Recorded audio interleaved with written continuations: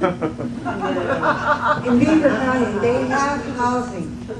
It's Lair Heights, it's single-family I can housing. hear you. But for years, the people lived in them that were working at J&L Steel, and they lived in there all their life. There are people living in public housing across this country that are above their income level, and they're still living there. Why don't you find out who they are and tell them to live someplace else and put the people who are eligible for it in there? That's a very good question. And as a person who worked for the District of Columbia Housing Authority for 6 years, or 9 years, I guess I worked for them, it's a very good question. Unfortunately, that's not the way the program works. Once a person comes into public housing, unless they elect to leave or if they get evicted for something else, then they can stay, even if they're over income.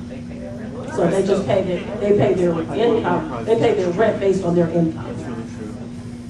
So that's not something we have. Why isn't it enforced? Why isn't it enforced? And the drug screening. Yeah. Why isn't that? Because you see this all over Wisconsin. Why can't we get our local housing authorities to piss test these people where I can move, me and my wife can move into our housing, you know, where we can go in there. Now that's a different issue.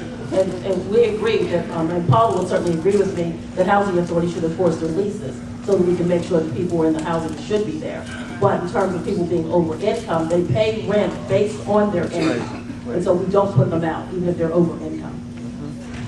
But you can't get in there unless you're at that. That's why they need to build more housing. Yes, sir? We're going to take this as the last question. Yeah, one last question. That's the last question. Oh, she should be good. I have a very good question. I hear a lot about.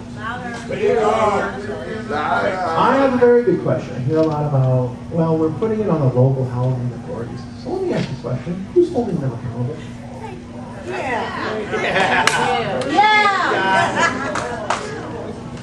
I think you're right. I think Paula Blunt just said that we're trying to hold them accountable for making sure that they're using their mainstream vouchers for persons who need those vouchers. We're trying to make sure that they are using their public housing units that are accessible for persons with disabilities. And when we find out that they're housing people in accessible units who aren't disabled, we're asking them to move those people out. So you're right, we are responsible and we do take our jobs very seriously.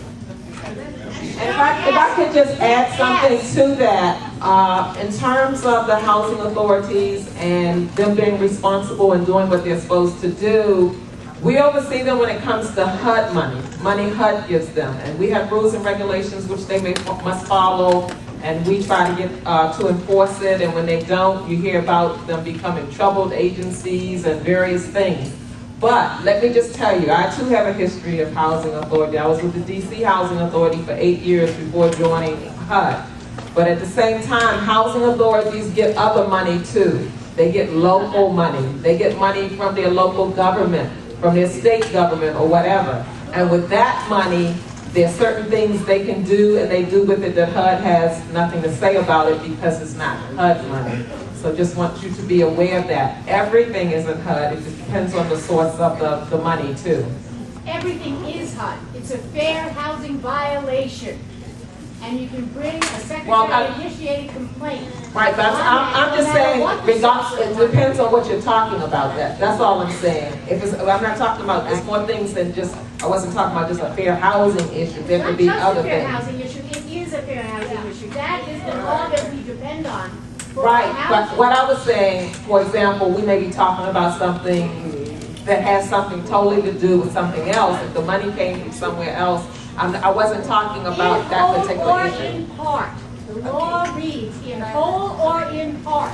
All right, guys. Right now, I think it's been a long day, and we all know we need affordable, accessible, integrated housing. And I think they've heard that message, and they're going to take it home. And I think we're going to call it a day for now. And there's going to be local battles, probably national battles. It ain't over yet. We got a lot to do to get affordable, accessible, integrated housing. This is only one step. Education and trying to make this happen, okay? Yeah. Thank you.